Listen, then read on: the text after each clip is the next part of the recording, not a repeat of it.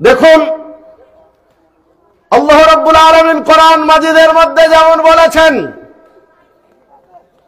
বাল তুসিরুনাল হায়াতাদ দুনিয়া ওয়াল আখিরাতু খায়রু ওয়া আবকা, তোমরা দুনিয়াবী জীবনকে প্রাধান্য দাও, দুনিয়াবী জীবনের গুরুত্ব দাও, দুনিয়াকে অগ্রাধিকার দাও।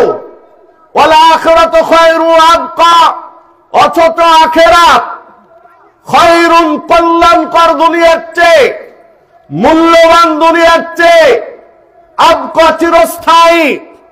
দুনিয়ার মূল্য কম, আখিরাতের মূল্য বেশি। দুনিয়ার মূল্য কম, আখিরাতের মূল্য। দুনিয়া ক্ষণস্থায়ী, আখিরাত চিরস্থায়ী। সম্মানিত উপস্থিতি, বলতে পারবেন দুনিয়ার চেয়ে আখিরাতের মূল্য কয় গুণ বেশি? কেউ বলতে পারবেন? দুনিয়ার চেয়ে আখিরাতের মূল্য কত গুণ বেশি? চলুন আমরা একটু কোরআন এবং হাদিস থেকে জেনে নেই। রাসূলুল্লাহ সাল্লাল্লাহু আলাইহি ওয়াসাল্লাম বলেছেন, তোমাদের কোন একজন ব্যক্তি সাগরের মধ্যে আঙ্গুল ডুবাবে, ইসবাউ ফিল ইয়াম, আহাদুকুম ইসবাউ ফিল ইয়াম, তোমাদের একজন সাগরে আঙ্গুল ডুবাবে, ফালিয়ানজুর বিমা ইয়ারজি, আঙ্গুল উঠানোর পরে দেখুক কি পরিমাণ পানি আঙ্গুলে এসেছে।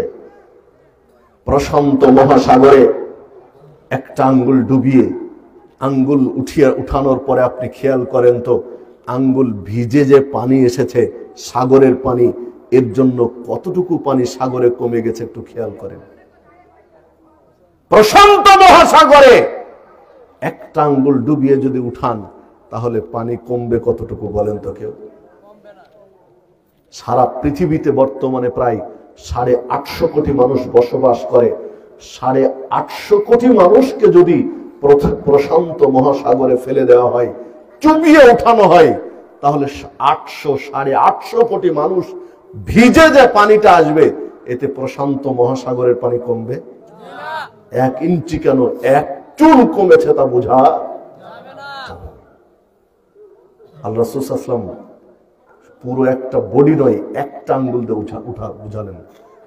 আর রাসূল সাল্লাল্লাহু আলাইহি ওয়াসাল্লাম বললেন, আঙ্গুল ভিজে যে পানি এসেছে, 1-2 ফোঁটা পানি, এই 1-2 ফোঁটা পানির সমান হলো গোটা পৃথিবীর মূল্য। আর সাগরে যে পানি রয়ে গেছে, এইটা হচ্ছে আখিরাতের মূল্য। আল্লাহু আকবার, সুবহানাল্লাহ।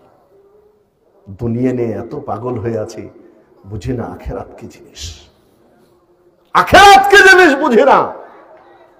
আখিরাত যদি বুঝতাম তাহলে এত দুনিয়া দুনিয়া করতাম না। সহিহ মুসলিমের হাদিস, মিশকাতের মধ্যে পাবেন 5156 নম্বর হাদিস। আন জাবির রাদিয়াল্লাহু আনহু قال ان رسول الله صلى الله عليه وسلم مر بجد نسك ميت। জাবির রাদিয়াল্লাহু আনহু বলছেন, সাহাবীদের নিয়ে একদিন রাসূল হেঁটে যাচ্ছেন, রাস্তার পাশে দেখলেন মৃত ছাগলের বাচ্চা, ছাগলের মরা বাচ্চা পড়ে রয়েছে। তিনি বললেন, আইয়ুকুম ইহিব্বু আন্না হাযা লাহু বিদিরহাম, একজন ব্যক্তি পাওয়া যাবে তোমাদের ভিতরে 1 দিরহাম দিয়ে ছাগলের বাচ্চা কিনে নেবে। ক্বালু, তারা বললেন, মা নুহিব্বু আন্নাহু লানা বিশাই, আপনি 1 দিরহাম কেন বলছেন? কোন কিছুর বিনিময় ছাড়া এমনিতেই যদি ফিরিয়ে দেন তবু আমরা এই ছাগলের বাচ্চা নিব না। কেন বলেন তো? মরা, ছোট একটা বাচ্চা, আবার কি মরা, এই মরা ছাগলের বাচ্চা আমরা নিয়ে কি করব? নিতে চাই না। আল্লাহ রাসূল সাল্লাল্লাহু আলাইহি ওয়াসাল্লাম বলছেন, ওয়াল্লাহি, আল্লাহর কসম, আল্লাহর শপথ করে বলছি, লা দুনিয়া আহওয়ানু আলাল্লাহ মিন হাদা আলাইকুম, তোমাদের কাছে দুনিয়া এত প্রিয়, অথচ আল্লাহর কাছে দুনিয়াটার মূল্য হচ্ছে এই মরা ছাগলের বাচ্চার চেয়েও কম। আল্লাহর কাছে আখিরাতের তুলনায় দুনিয়ার দাম, পরকালের তুলনায় দুনিয়ার দাম এই মরা ছাগলের বাচ্চার চেয়েও কম।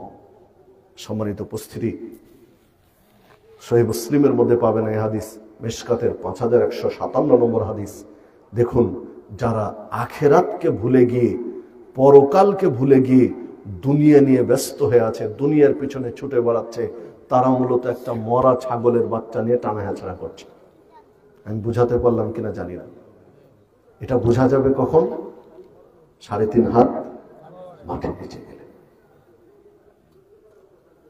عن أبي هريرة رضي الله عنه قال قال رسول الله صلى الله عليه وسلم আবু হুরায়রা রাদিয়াল্লাহু আনহু বলেন, রাসূলুল্লাহ সাল্লাল্লাহু আলাইহি ওয়াসাল্লাম বলেছেন, লাউ কানাতিদ দুনিয়া তাদুল ইনদাল্লাহ জারাহা দাউদা মা সাকা কাফিরান মিনহা শারবা।